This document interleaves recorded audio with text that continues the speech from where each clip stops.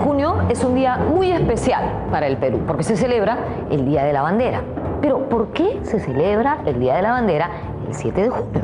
Porque el 7 de junio de 1880 tuvo lugar la batalla de Arica, donde un grupo de valientes peruanos ofreció su vida enfrentándose a un ejército que lo superaba ampliamente en número y en armamento. El jefe de este ejército fue Francisco Bolognesi. ¿Qué puedo decir de Francisco Bolognesi que todos no sepamos? Es uno de nuestros grandes héroes y sobre él va el programa de hoy. Estoy en el Museo de los Combatientes del Morro de Arica. En esta misma casa nació Francisco Bolognesi y desde aquí comenzamos el programa. Soy Norma Martínez y esto sucedió en el Perú.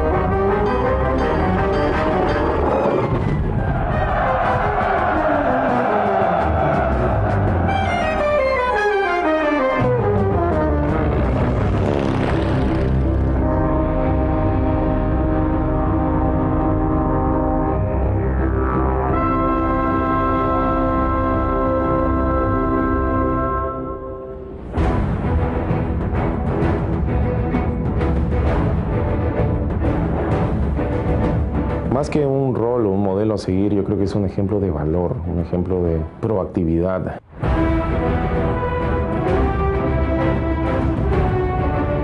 Bolognesi representa la máxima expresión del nacionalismo del Perú, la entrega, el patriotismo, ese heroísmo sin sentido heroico. Él no se siente un héroe, siente que es su deber, la abnegación y la entrega.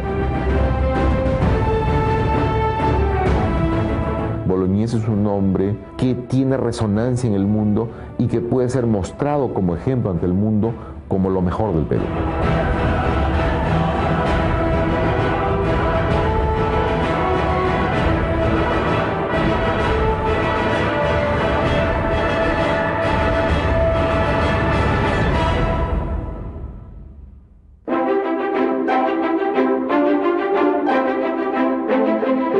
Francisco Bolognesi nació en Lima el 4 de noviembre de 1816, en la calle Afligidos, actual Girón Caylloma. Sus padres fueron el músico genovés Andrés Bolognesi y la arequipeña Juana Cervantes. La pareja había llegado a Lima procedente de Arequipa el mismo año en que nació el héroe. El padre de Bolognesi vino al Perú como músico. Músico principal, director de la música de la Catedral de Lima.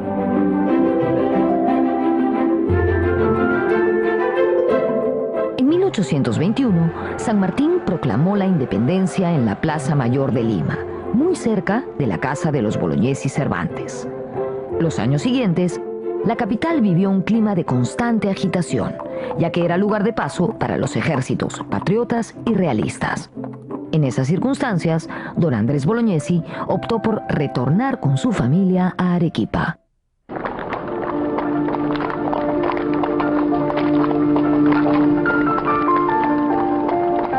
El papá de nuestro personaje de Bolognesi simplemente decide pues emigrar a Arequipa.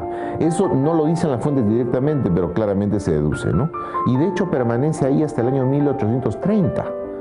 O sea, no solamente, digamos, en esta época, el año 23, 24, 25, la época dura de la Guerra de Independencia, sino incluso la primera fase de la República.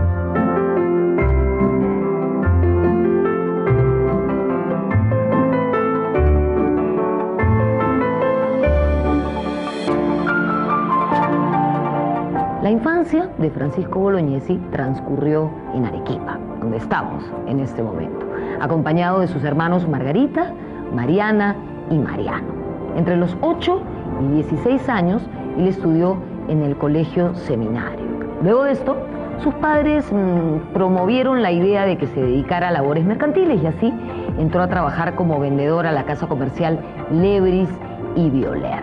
Mientras, paralelamente, estudiaba francés y teneduría de libros, que era una rama asociada a la contabilidad. Esta situación cambió cuando su padre, Andrés Bolognesi, murió, porque Francisco se vio obligado a trabajar a tiempo completo, seguramente como les ha pasado a muchísimos de ustedes, para mantener a su familia. Así, se dedicó al comercio, pero ahora de manera independiente.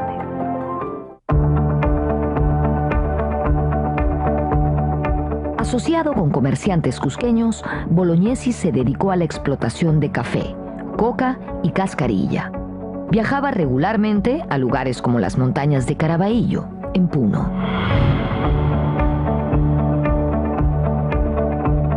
Él comienza como un comerciante, como un empresario, diríamos ahora, ¿no? El Perú tenía en ese momento algunos productos de exportación muy importantes, ya olvidados. Por ejemplo, la cascarilla. La cascarilla, que es lo que se decía en una época un febrífugo. Es una corteza que calentada permite, digamos, curar enfermedades palúdicas. Un producto muy famoso, se exportaba a Estados Unidos.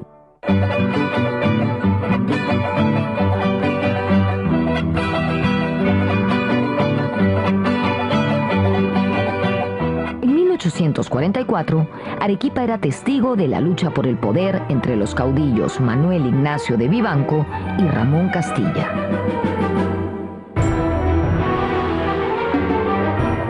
Bolognesi observa esta primera actuación, gran actuación de Castilla, ¿no? En esta primera guerra civil con Vivanco, ¿no? Una guerra, por cierto, popular.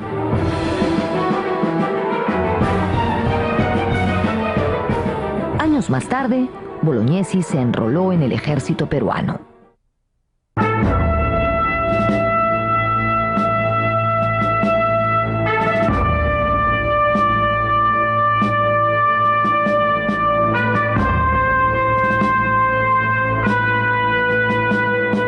En 1853, con motivo de un incidente en la frontera con Bolivia, se formó aquí, en Arequipa, la Guardia Nacional. A ella ingresó Francisco Bolognesi. Tenía por entonces 37 años y se dedicaba al comercio. Recién un año más tarde, en 1854, cuando Arequipa se rebeló contra José Rufino Echenique, Bolognesi ingresó al ejército profesional, a las órdenes de Ramón Castilla, con el cargo de segundo jefe del Batallón Libres de Arequipa, en esa campaña que realizaría el llamado Ejército Libertador. Bolognesi y Castilla parecían nacidos para entenderse. Estoy en este momento en el Colegio Militar Coronel Francisco Bolognesi en la Ciudad Blanca.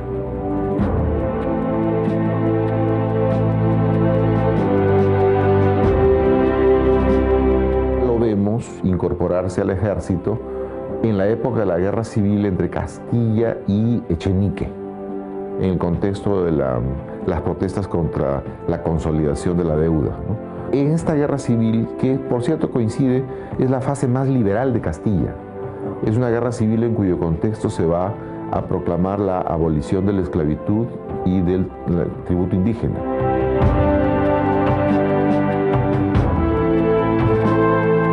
El presidente Ramón Castilla aprovechó los inmensos recursos provenientes de la renta del guano y le otorgó al país un periodo de estabilidad política y económica, además de prestigio internacional.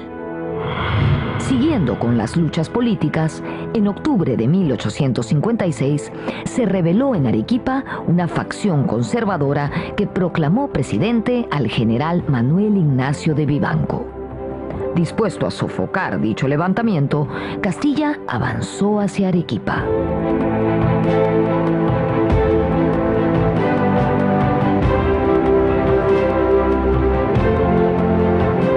En marzo de 1858, el presidente Ramón Castilla dirigió un ataque contra las fuerzas de Manuel Ignacio de Vivanco que se encontraban acantonadas aquí, en Arequipa. En ese enfrentamiento también tomó parte Francisco Bolognesi como jefe de artillería. La lucha fue reñida y sangrienta.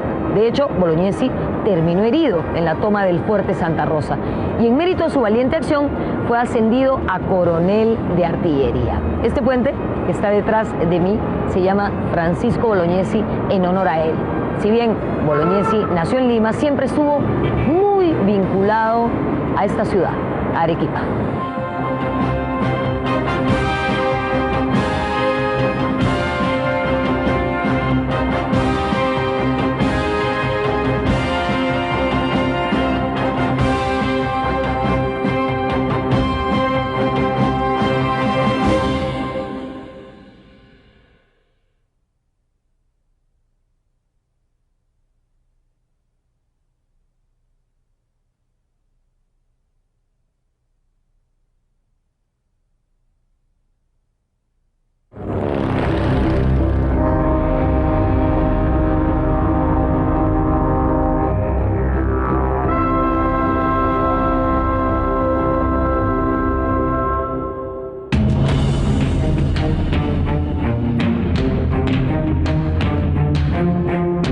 En 1860, Francisco Bolognesi participó en la victoriosa expedición naval hacia Guayaquil, cuando el gobierno ecuatoriano había amenazado la soberanía peruana en la frontera.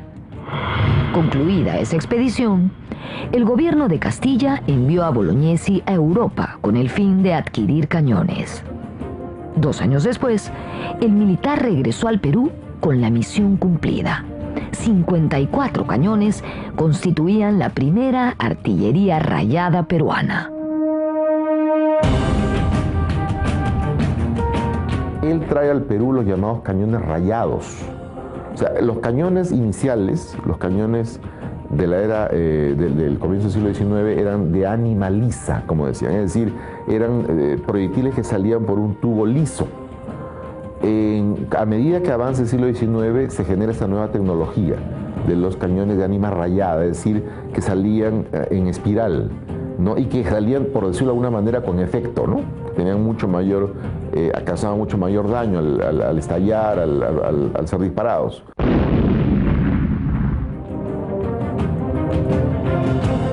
En Lima, un artículo anónimo publicado en El Comercio cuestionó la calidad de los cañones. Enfadado por la calumnia, Bolognesi refutó el agravio con otro artículo publicado en el mismo diario. Además, realizó una exitosa demostración de la potencia de los cañones en las playas de Conchán. Es más, sus conocimientos de artillería hicieron que el presidente Peset vuelva a confiarle, años después, una nueva misión a Europa. En esa oportunidad, Bolognesi hizo un comentario acerca de los cañones y las constantes guerras civiles. Prefiero reventarlos yo mismo si van a servir para matarse entre peruanos. Esos cañones de grueso calibre fueron los que defendieron el Callao en mayo de 1866, cuando el puerto fue atacado por una poderosa flota española con ánimos de reconquista.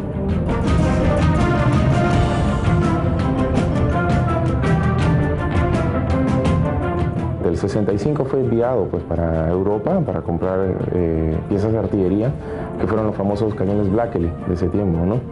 Que fueron enviados por él a Europa. Él se quedó en Europa todavía para hacer algunas cosas personales y él los envió, que fueron usados pues, para la batalla del 2 de mayo del 66. Él no pudo estar en la batalla porque en ese tiempo estaba en el viaje de retorno.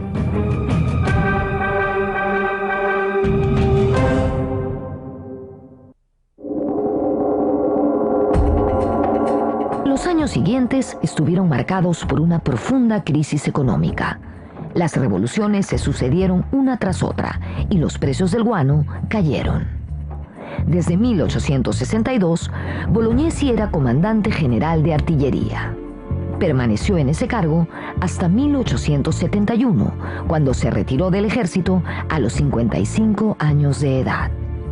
A esas alturas, ya era padre de varios hijos. 2 de ellos morirían heroicamente en las batallas por la defensa de Lima, en el contexto de la guerra con Chile.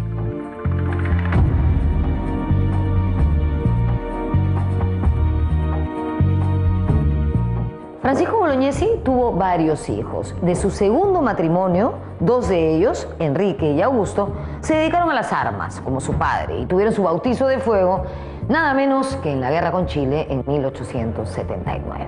Enrique combatió valientemente en Tacna el 26 de mayo de 1880 y logró recuperar un cañón peruano de manos enemigas. Tanto él como su hermano Augusto combatieron también en las batallas de San Juan y Miraflores en enero de 1881. Un testimonio de la época dice que Augusto tenía más entusiasmo por el combate, si cabe, que su padre y su hermano, y tenía solamente 17 años.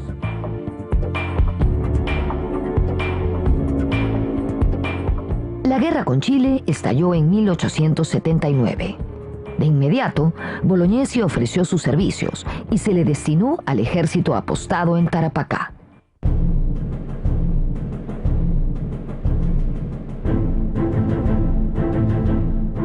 Que durante el contexto de la guerra con Chile, él estaba en condición de retiro, pero apto para ser reenlistado nuevamente. Y en ese contexto fue convocado para la campaña del sur, reingresando automáticamente a las armas.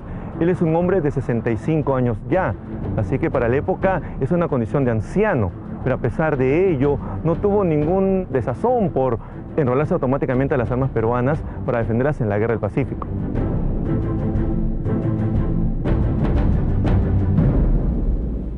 En esas condiciones, el mando peruano decidió darle la jefatura de la tercera división del ejército de Tarapacá. Bolognesi era un militar valiente, sencillo y apegado al reglamento. Un soldado, sobre todo.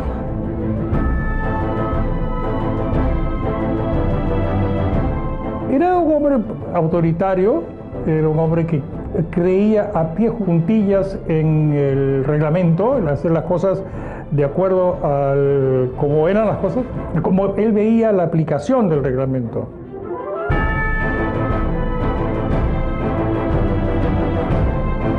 Al mando de la tercera división de Tarapacá, participó en las batallas de San Francisco y Tarapacá en noviembre de 1879. En esta última, su actuación fue notable.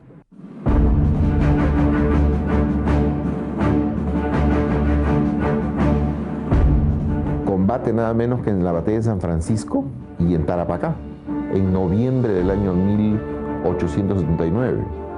En Tarapacá, lo dicen las fuentes chilenas, a pesar de haber estado postrado, enfermo, con fiebre altísima, cuando siente que las tropas chilenas están rodeando Tarapacá en las alturas, él se levanta y combate y dirige su cuerpo, su división.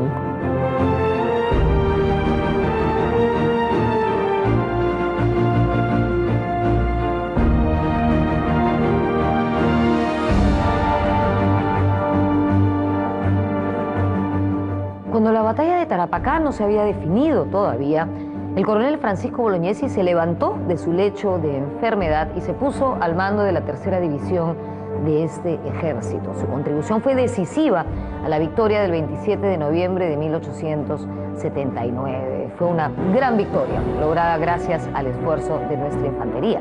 Sin embargo, fue una victoria pírrica. ¿Qué quiere decir una victoria pírrica? Este es un concepto que nace en alusión a Pirro, un rey de la antigüedad que combatía con los romanos, pero al hacerlo perdía hombres y recursos en tal medida que al final perdía más de lo que ganaba. Esto más o menos fue lo que nos pasó. A pesar de que ganamos, esta victoria no cambió el curso de la campaña. Sin embargo, demostró que nuestros hombres tenían iniciativa y arrojo. Luego de esta batalla, Francisco Bolognesi dijo una de sus célebres frases, algo así como: las balas de los chilenos apenas llegan a la suela de mis botas.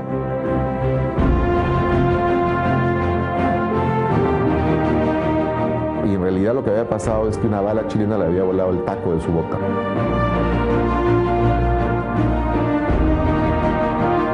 Tarapacá fue un triunfo flaco, de verdad, porque nosotros ganamos la batalla, pero dejamos desprotegida la ciudad. O sea, no se tenía tanta cantidad de hombres como para dejar una guarnición o un regimiento ahí cuidando Tarapacá, porque teníamos que desplazarnos a Arica.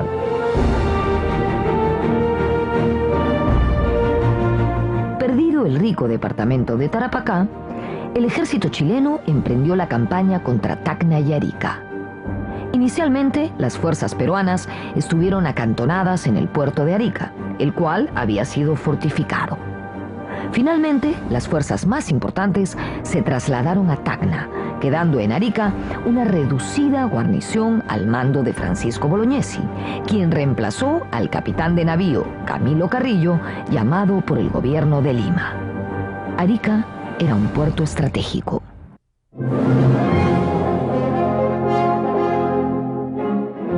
Era el puerto más importante luego del Callao. Prado va a Arica, artilla el Morro como tal, como un acto de defensa marítima.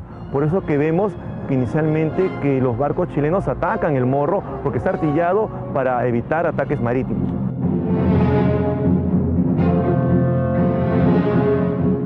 Ya meses antes había todo un bloqueo de la Armada chilena a Arica, entonces no le llegaban pues implementos no solamente de aseo, sino de comida, suministros pues de municiones, nada. Estaban prácticamente desconectados de la realidad.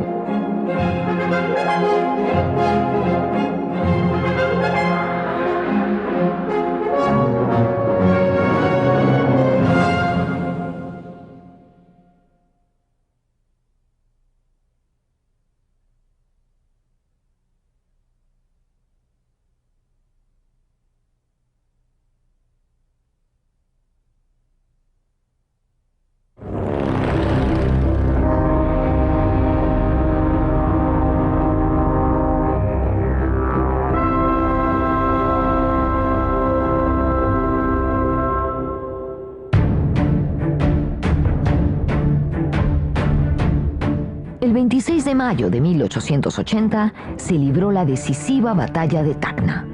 El ejército aliado peruano-boliviano se batió valientemente. Sin embargo, su derrota fue inevitable debido a la superioridad de la artillería chilena.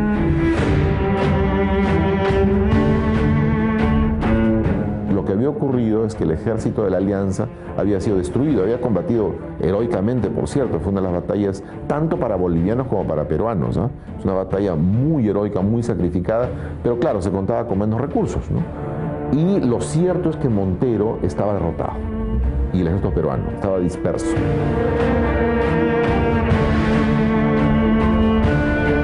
Arica era el único bastión que quedaba, pero su caída también era inminente. En Lima, el gobierno de Nicolás de Piérola prácticamente dio por perdida la campaña del sur.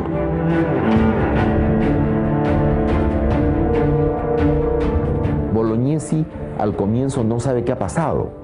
Él siente el retumbar de los cañones a lo lejos, llegan noticias contradictorias. Finalmente le llega una noticia falsa, que el almirante Montero ha reagrupado sus tropas en Pachía y que el coronel Leiva avanza desde Arequipa.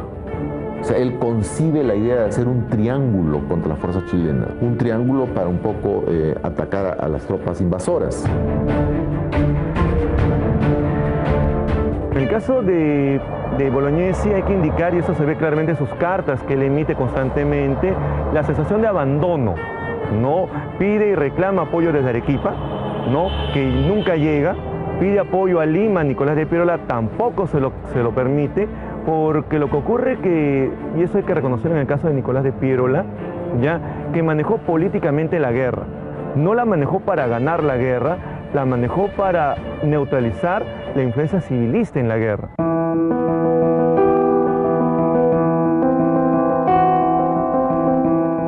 Luego de la batalla de Tacna, el 26 de mayo de 1880, lo que quedaba del ejército boliviano se regresó a su país y los peruanos se fueron a Arequipa. En Arica solo quedó una pequeña guarnición al mando del coronel Francisco Bolognesi. La cosa era bastante complicada. Los chilenos dominaban el mar y estaban cercando la ciudad por tierra. Por otra parte, Nicolás de Piérola, presidente del Perú en ese momento, no mandó a Arica los refuerzos necesarios. En plena guerra internacional, los caudillos seguían pugnando por el poder. En este contexto, a Bolognesi y a sus hombres no les quedó más remedio que enfrentar su cruel destino. Pero eso sí, lo afrontaron con hidalguía y honor.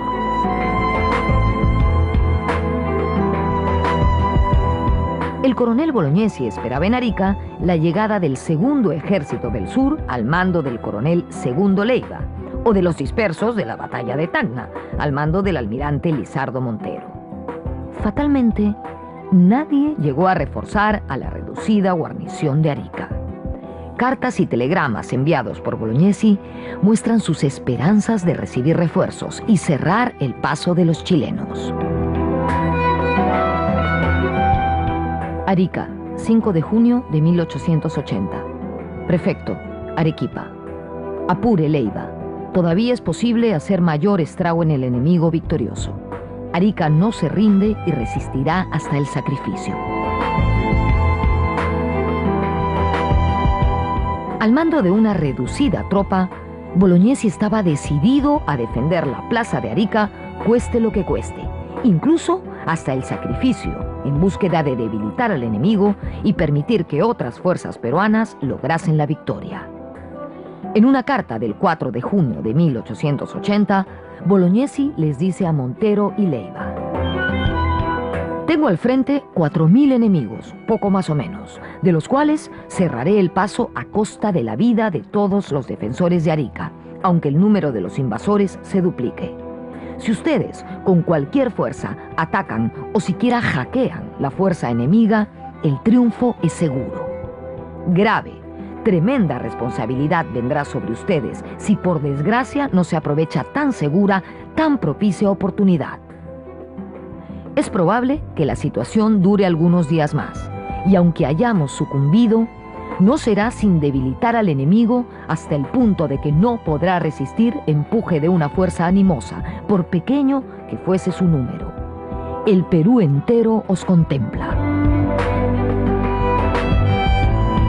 Bolognesi se sentía que realmente tenía una conciencia de que en ese momento él era prácticamente el Perú, ¿no? Como le había pasado a Grau en Angamos. Por eso, por cierto, por eso Grau no se rinde. Grau ha podido rendirse y destruyó el Huasca, no lo hizo, porque él sentía que encarnaba el Perú en ese momento. La misma sensación tuvo Bolognesi. Leiva nunca se aproximó, ¿no? En realidad, las fuerzas acantonadas en Arequipa no tuvieron mucha actividad durante la guerra. Las tropas de Francisco Bolognesi estaban compuestas sobre todo por reclutas de distintas procedencias. Hay gente que venía pues de la sierra, también de Tacna, la sierra misma de Tacna o los mismos costeños, ¿no? Era gente pues que había sido captada, voluntariado, como también en cuestión de llamamiento militar. Definitivamente pues ahí se necesita un montón de gente ante un ejército que está superior no solamente en armamento, sino también en preparación. Luego de adueñarse de Tacna, los chilenos se empeñaron en tomar el puerto de Arica. Comenzaba el asedio.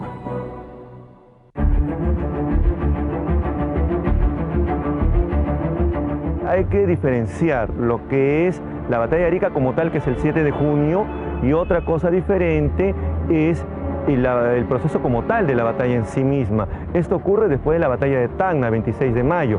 Hasta el 7 de junio tenemos un asedio permanente de Arica, tanto por vía marítima, por 4 barcos chilenos, como por vía terrestre desde el norte, que ocupan desde Tacna hacia Arica la zona de mención.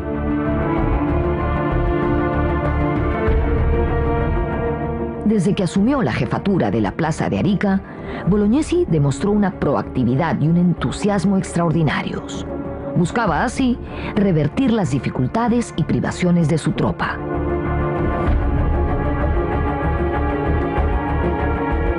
Pero hay un límite, hay un tanto que tú puedes hacer con 1.900 hombres, estar sitiado, no tendrá suministros y renovación pues, de armas y todo durante tantos meses que venían ya, como le digo, del bloqueo pues, chileno a Arica. Por eso era el último bastión. Él prácticamente tenía una responsabilidad enorme sobre sus hombros. El hecho de que no le contesten las cartas, los telegramas, era un abandono total. Los abandonaron.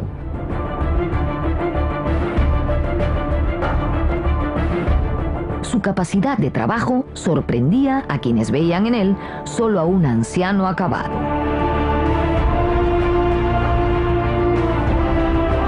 Comienza comienza una actividad frenética para ordenar y organizar la defensa de Arica. Ya lo había comenzado antes incluso, ¿no? Tiene problemas, no tiene ni siquiera dinero. Tiene que ver de vender unos depósitos de carbón para tener, aunque sea, pues, no había ni siquiera un depósito pequeño para que el ingeniero Elmore, Teodoro Elmore, que era el encargado de manejar las minas, el sistema de minas que se puso en esa época, no había un depósito para poner los ácidos. O sea, era una época de mucha estrechez.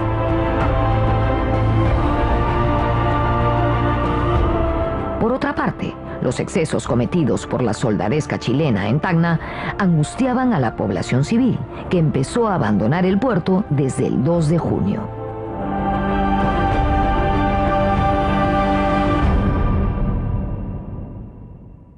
La guarnición de Arica cuenta con cañones, tanto para defender el mar, para defender el mar ante los barcos chilenos que pudieran acercarse, como en los costados, ¿no? En los costados era una fortaleza muy importante, muy impresionante, solo que en términos de hombres, la guarnición de Arica, la guarnición peruana llegaba pues a unos 1.600 hombres, y gradualmente se fueron aproximando fuerzas de las tres armas chilenas, más el acoso de los barcos chilenos por el mar, fuerzas que habrían sumado entre 4.000 y 5.000 hombres, ¿no?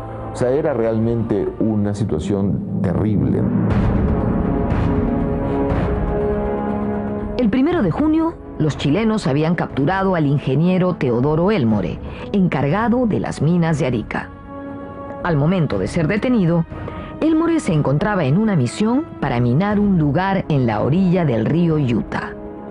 Este hecho significó un duro golpe para la defensa peruana y demostró la ineficacia de las minas.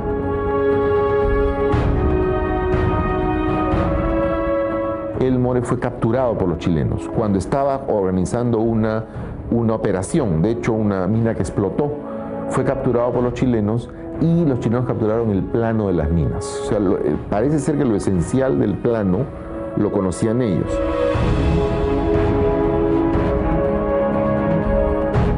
El sistema de minas de Arica provocaba temor en las fuerzas chilenas. Esto llevó al general chileno Manuel Baquedano a solicitar la rendición de la guarnición peruana. De aceptar dicha propuesta, las fuerzas peruanas rendidas desfilarían con honores. El comisionado fue el oficial Juan de la Cruz Salvo.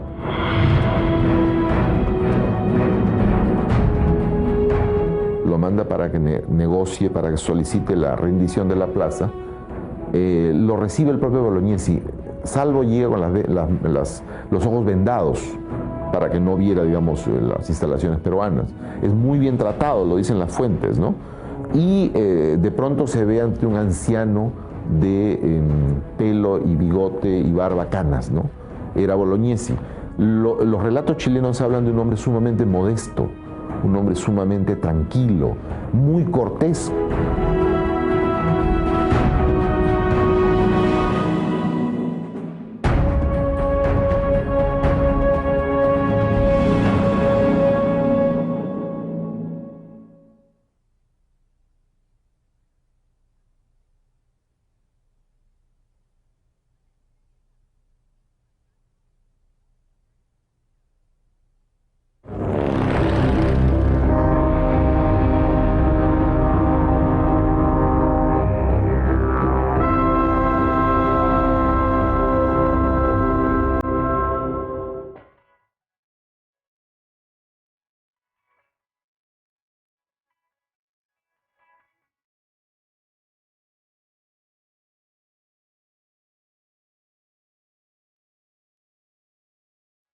El 5 de junio de 1880, las tropas peruanas recibirían la visita de un enviado del jefe del ejército chileno, Manuel Baquedano. Este enviado era el mayor Juan de la Cruz Salvo y llegaba hasta allí para solicitarle al coronel Francisco Bolognesi la rendición de la guarnición de Arica. Fue en ese momento que Francisco Bolognesi dijo su célebre frase: tengo deberes sagrados que cumplir y los cumpliré hasta quemar el último cartucho. Arica no se rinde. Luego de decirle esto a Cruz Salvo, le informó que él tenía que consultar esta decisión con sus oficiales y que le enviaría una respuesta más tarde. Ante esto, De la Cruz Salvo le dijo que no podía esperar porque en esas circunstancias, una hora podía definir la suerte de la plaza. Simplemente le dice que tenía deberes sagrados de cumplir y que los cumpliría hasta quemar el último cartucho. Esta frase ha sido, no solamente está en los testimonios chilenos del propio Baquedano, sino en los telegramas que Bolognesi envió a Arequipa informando sobre esto con esas mismas palabras, hasta quemar el último cartucho. Bolognesi en ese momento, en el momento de quedarse, piensa en el país como patria, no piensa en el país como territorio. Piensa en el futuro del país, qué cosa puede él dejarle al país que pueda reivindicar al país o pueda servir para el futuro. Es dejarle algo importante, pese a la derrota. Él dice casi literalmente, todo esto tiene que haber servido para algo, ¿no? ¿Para qué? Para que no sea una derrota total, ¿no? Para que tenga algún sentido. La decisión de defender Arica reflejó el temple de Bolognesi. Era un hombre de palabra, que cumplía órdenes y que amaba al Perú sobre todas las cosas.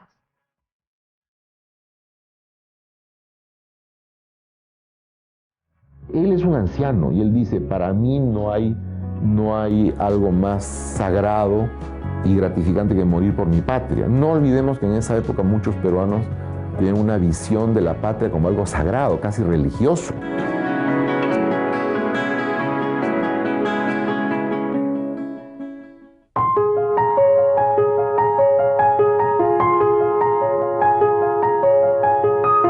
Él nace en 1816, forma a partir de los años 40, donde es el boom del romanticismo, así que sus cartas, sus actitudes, sus acciones son netamente de un hombre romántico del 19.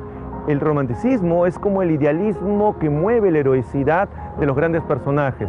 No es que Bolognesi se sienta héroe, sino que sus acciones se tornan heroicas por el valor que le da en sí mismo.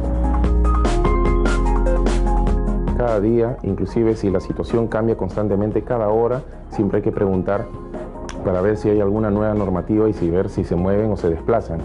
Él no tenía ninguna respuesta. Él mandaba telegramas y no las tenía. Entonces, por ley, por normativa militar, tú tienes que quedarte. Se aplica la última orden que te dan. Pero por lógica, si no te contestan ni nada, lo ponen sujeto a decisión grupal, ¿no? Hay mucha gente que dice, fue tonto en quedarse, ¿por qué no se fue? Pero él no se fue, él no se quedó, y los oficiales por tonteras. Él tenía que cumplir órdenes.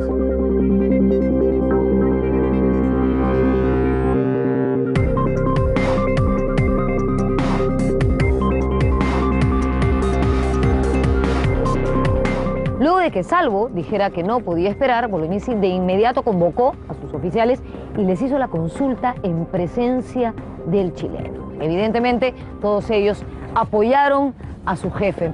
Sin duda, yo imagino que este debe ser uno de los momentos más emocionantes de nuestra historia. Y tuvo lugar en la casa que Bolognesi ocupaba en Arica. Aquí, en el Museo del Real Felipe, en el Callao, podemos encontrar una réplica de esa casa.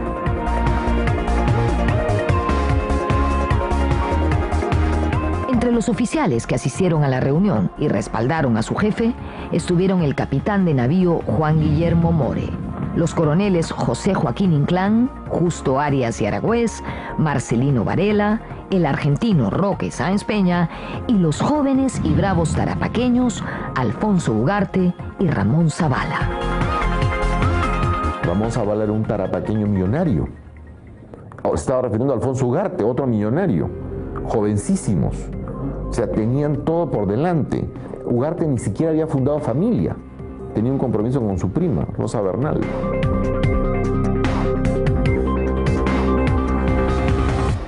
Creo que el último ejemplo perfecto de lo que es ser un héroe, tanto para el lado civil, porque uno puede esperar de repente soy un militar, pero de un civil teniendo tanto dinero, teniendo todas las posibilidades de huir del país, irse a Europa como los demás ricos para huir de la guerra y regresar cuando todo había pasado y negociar pues con los ganadores, no lo hizo.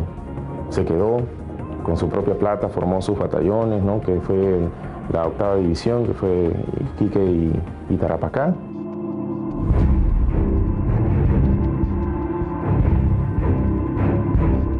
El 6 de junio, los chilenos reiniciaron un poderoso ataque de artillería por mar y tierra. Las baterías del Morro respondieron y ganaron el duelo. Inclusive, el acorazado chileno Cochrane fue tocado seriamente por el fuego peruano. Los chilenos consiguieron su propósito: hacer creer a los defensores que el ataque final vendría por la playa del norte. Bolognesi cambió su sistema de defensa y envió a la 8ª división de Alfonso Ugarte a la zona norte. De esa manera, la reducida guarnición de Arica fue dividida. Por su parte, los chilenos distrajeron la atención de los peruanos enviando al capturado ingeniero Elmore con una última petición de capitulación. Mientras tanto, el general Baquedano colocó al 3er Regimiento de Infantería frente al Fuerte Este y al 4º Regimiento frente al Ciudadela. Un regimiento menor amagaría por el norte con la intención de distraer a la 8ª División peruana. A las 5:30 de la mañana del 7 de junio de 1880, el 3er y 4º Regimiento de Infantería chilenos se lanzaron al asalto de los fuertes Este y Ciudadela. La abrumadora superioridad numérica terminó por imponerse. Van a luchar en la batalla misma en el lado este, donde el asalto chileno llega de manera imprevista. Se pensaba que iba a llegar por el otro lado, ¿no? En realidad, en ese lugar del este, el llamado Fuerte Ciudadela, la batalla fue terrible. De los 600, 700 artesanos de Tacna habían quedado pues 20 vivos. Yo conversé con un amigo extranjero hace poco, quien vio esta película de Oganes, muy bonita por cierto, y me dijo: yo no sabía que ustedes los peruanos habían tenido su episodio de las Termópilas. Esa bandera que ven ahí es el signo de nuestra patria. Esta tarde, nuestra sangre y la de nuestros enemigos van a mojar este campo.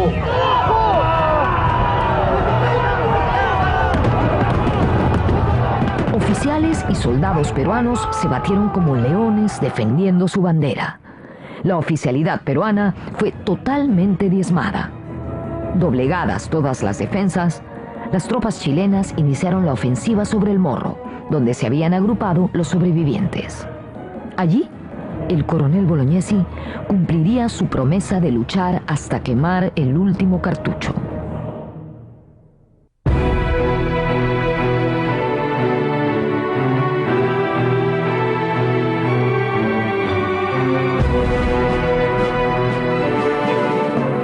Estoy segura que todos recordamos del colegio esta imagen de Francisco Bolognesi. Se desprende de un enorme cuadro, obra del artista Juan Lepiani, que podemos ver aquí en el Museo de los Combatientes del Morro. Esta pintura es una gran alegoría del brutal asalto al Morro y en ella apreciamos a Francisco Bolognesi que, aunque tendido, sigue disparando su revólver, cumpliendo su promesa de luchar hasta quemar el último cartucho. Palabra que dio el 5 de junio.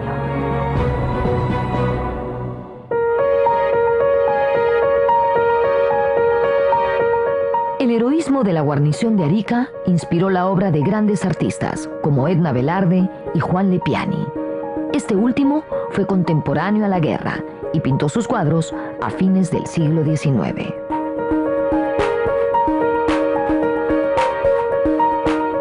Él tuvo una ventaja enorme y hermosa, que haber vivido en la época y poder pintar el cuadro. Él fue a los campos de batalla, uno de ellos fue también el Morro de Arica, parte del Alto de la Alianza, y cuando me paré en el lugar final donde es la caída y miré hacia atrás y vi toda la explanada, se ve exactamente igual como es el cuadro de Lepiani, ¿no? O sea, ha estudiado la geografía, todo, o sea, es muy preciso él, ¿no?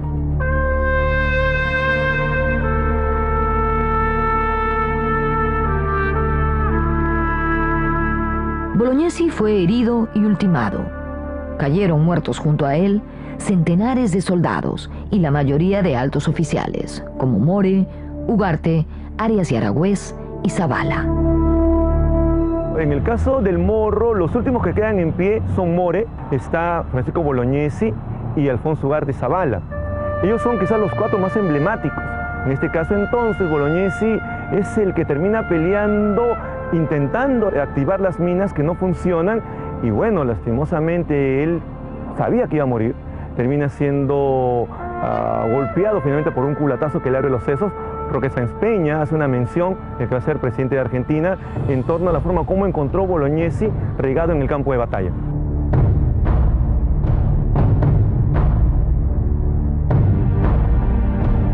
El siguiente paso del ejército vencedor fue avanzar contra la capital peruana. Arica quedaba en poder del enemigo. A partir de su heroísmo en Arica, el nombre de Francisco Bolognesi simboliza para el Perú un patriotismo invencible. Se le rinde memoria en plazas, avenidas, calles, buques de guerra, provincias, colegios, puentes, clubes deportivos, teatros. No olvidemos que Bolognesi representa la máxima expresión de la heroicidad. La mayor cantidad de monumentos en el Perú no son dedicados a Miguel Grau. La mayor cantidad de monumentos en el Perú son dedicados a Francisco Bolognesi. Y representa ese acto militar la presencia que tiene clara en el Perú de simbología nacionalista y de unión patriótica que tiene una sociedad como la nuestra.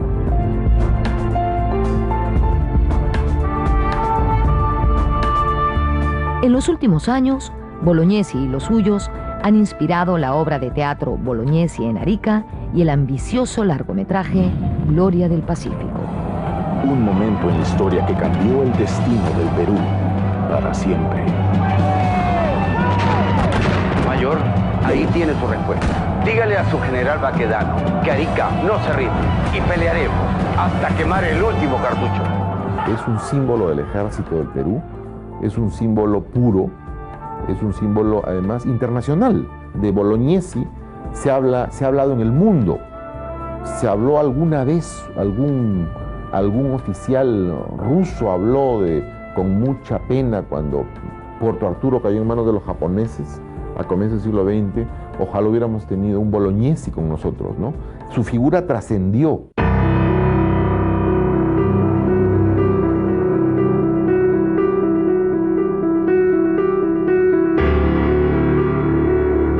La defensa de Arica remeció las fibras más íntimas de la nación. El reducido ejército de Bolognesi, formado por soldados y reclutas de todas las clases sociales, se sacrificó por la dignidad nacional.